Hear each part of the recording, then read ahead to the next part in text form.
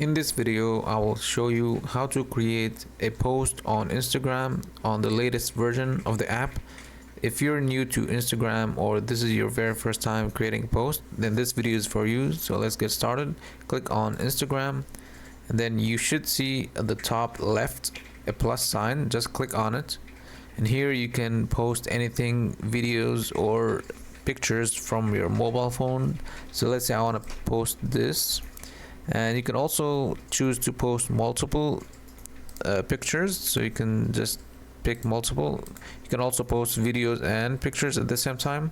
So let's say I want to post this, and then I click next, and then here you can, let's say, add audio, add a caption, add an overlay, any filter, and then click next. And then here I'm going to click OK, and then click, we have to add a caption, so I'm going to add, let's say, for example, my first post. Okay, and then once you've done that, you can also add make some changes if you want. Here you can also add an audio, or you can tag people.